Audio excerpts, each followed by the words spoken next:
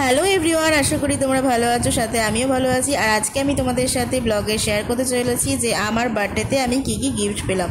তো বার্থডে তো সেরকম বড় করে হয়নি, একদমই ঘরোয়া, তো তাও কি কি গিফট পেলাম তো সেটাই তোমাদের সাথে শেয়ার করব। আর এখানে আমাদের বাড়িতে কিছু কাজ চলছে, তো তার জন্য এখানে দাদাটা এসেছিলো, তো কিছু ঘরের জিনিসপত্র পর্দা টর্দা সেট করা, আরও কিছু টুকটাক অনেক কাজ ছিল, তো সেগুলো উনি করে দিচ্ছিল।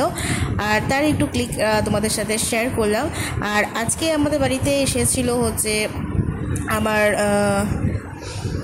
মামনি মেশো, সাথে হচ্ছে আমার ননদ এসেছিলো, আর ননদের ননদ এসেছিলো, মানে ননদ এবং ননদেরও ননদ এসেছিলো।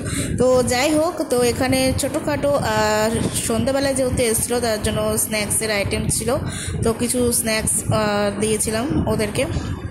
আর হ্যাঁ, যেহেতু শনিবার তো নিরামিষ, তো একদম নিরামিষই সব কিছু ছিল। আর কী কী বার্থডেতে গিফট পেলাম বলেছিলাম না তোমাদের, তো এর মধ্যে সবথেকে স্পেশাল হচ্ছে শুক্রবার দিন রাত্রি 12টার সময় যে আমাকে সারপ্রাইজ দিয়েছিল ও, তো সেটা। আর এখানে একটা গিফট রয়েছে ওর তরফ থেকে, মানে আমার হাজব্যান্ডের তরফ থেকে।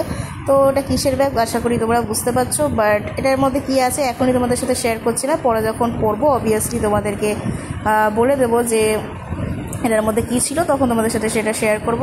আর এই যে আশীর্বাদে, মানে জন্মদিনে আশীর্বাদ করার পরে যে সবার কি পাওয়া যায় জিনিস, টাকা পয়সা আর কি, আর সাথে ছিল একটা বেড কভার।